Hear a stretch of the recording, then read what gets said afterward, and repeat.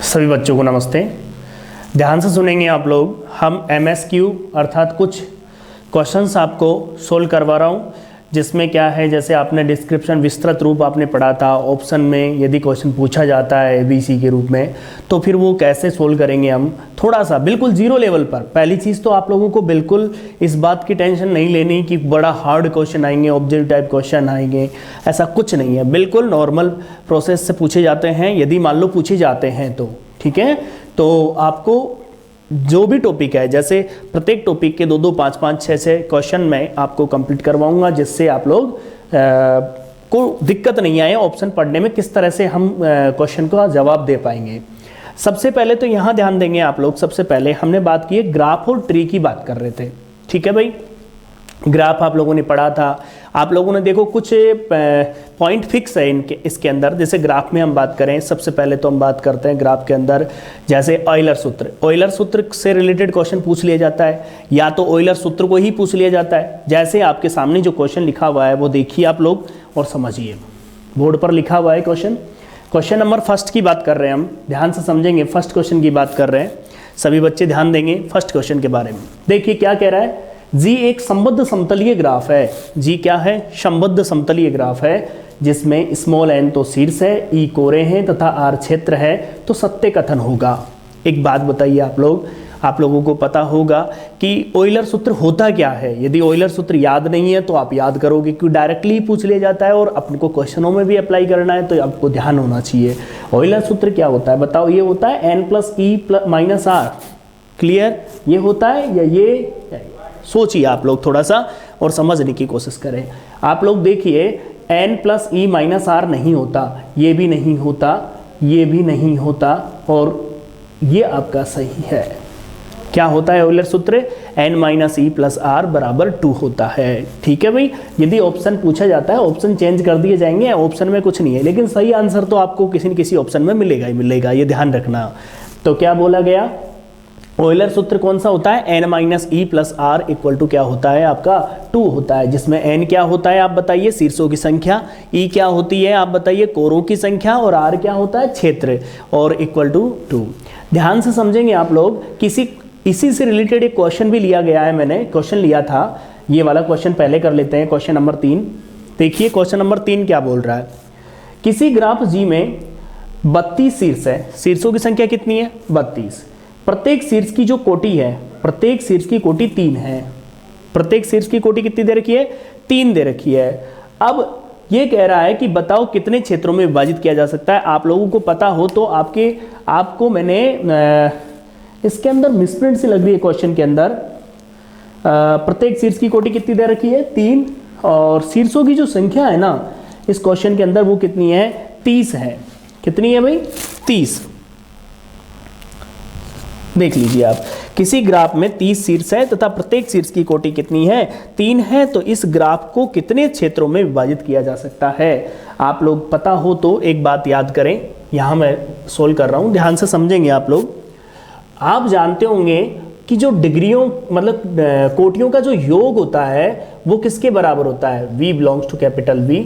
किसके बराबर होता है? 2e के बराबर होता है। हमेशा आपके दिमाग में रहता है कि वो किसके बराबर होता है? 2e के बराबर। तो बताओ एक शीर्ष की कोटि कितनी दे रखी है? 3। तो बताओ टोटल 30 शीर्षों की कोटि कितनी होगी? 30 × 3 बराबर 2e। आप बताओ ये कितने हो गए? 90 = 2e। आप भी जानते हो e बराबर कितना हो गया? 45। तो आपको इसके अंदर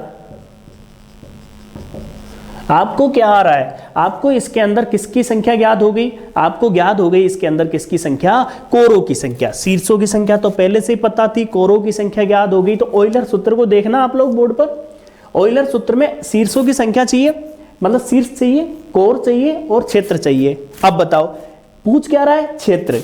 तो बताओ 2 संख्या का आपको पता चल गई तो आराम से क्षेत्र ज्ञात हो जाएगा। तो सीधा सीधा इस फॉर्मूले में रख दिया हमने ऑयलर सूत्र के माध्यम से। ऑयलर सूत्र में हमने रखा तो देखिए क्या लिखोगे, कहाँ है? n का मान कितना है? 30 प्लस कोरों की संख्या कितनी आई? माइनस कोरों की संख्या कितनी आई? 45। और आपके सामने क्या है? प्लस का r = क्या है? 2। अब एक बात बताइए, 30 ये कितना रह गया आप लोग बताइए? 45 में से 30 गए तो कितने रह गए? 15। 15 रहे ना, किसके, माइनस के, और इधर जाएंगे तो r बराबर कितना आ गया, 17। देख सकते हो आप लोग, बताइए तो कितने क्षेत्रों में विभाजित करेंगे, 17 क्षेत्रों में विभाजित करेंगे, यह ऑप्शन सही है।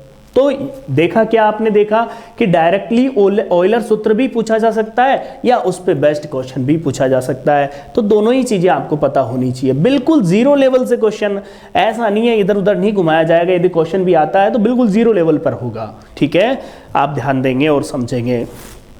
अगला क्वेश्चन, एक तो ये वाला क्वेश्चन अभी पढ़ा नहीं आप लोगों ने, आपने जिन्होंने पढ़ रखा है, क्योंकि अब तो पढ़ लिया भी होगा, कुछ बच्चे ऐसे भी होते हैं जिन्होंने सब पढ़ लिया तो जवाब दे पाएंगे। स्मॉल एन शीर्षों के संतुलित पूर्ण द्विचर वृक्ष की ऊंचाई है, आपने कहीं न कहीं ऐसी थ्योरम पढ़ी है, अर्थात स्मॉल एन शीर्षों के संतुलित पूर्ण द्विचर वृक्ष की जो ऊंचाई होती है वो कितनी होती है, आपको पता होता है log 2, बताइए क्या होती है, याद करेंगे। तीनों क्वेश्चन हो गए।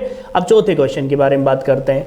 बताओ प्रत्येक वृक्ष का, बताइए प्रत्येक वृक्ष का, अभी पिछले लेक्चर में आपने देखा होगा प्रत्येक वृक्ष का कितना होता है, एक अथवा दो ही केंद्र होते हैं, यही तो पढ़ा था आपने थ्योरम में। तो आपको सीधा सीधा पता चल रहा है एक केंद्र होता है, भाई एक से ज्यादा भी तो हो सकता है, दो भी तो हो सकते हैं, ये भी गलत हो गया, ये भी गलत है। दो केंद्र होते हैं, अरे एक भी तो हो सकता है, दो से ज्यादा केंद्र होते हैं, ये भी गलत है। इसका मतलब कौन सा सही है, एक अथवा दो ही केंद्र होते हैं। क्लियर है बिल्कुल।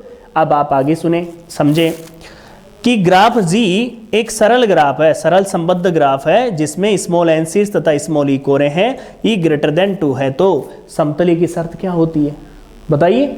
समतली की शर्त आपने पढ़ी होगी, E less than equal to 3n-6 होती है ना, तो बताइए E less than equal to 3n-6 होगी, बाकी सब गलत है। क्लियर है बिल्कुल। तो डायरेक्टली रिजल्ट पूछ लिया जाता है, जो आपने पढ़ा है उसी को यूज करके पूछ लिया गया क्वेश्चन, किस तरह से आपसे पूछा जाता है।